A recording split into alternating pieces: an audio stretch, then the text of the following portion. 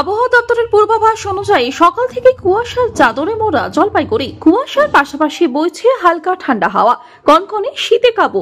ঘন কুয়াশার চাদরে মোড়া গোটা জলপাইগুড়ি।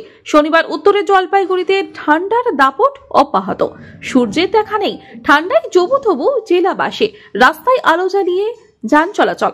গতকাল জলপাইগুড়ির সর্বনিম্ন তাপমাত্রা ছিল 13.6 ডিগ্রি।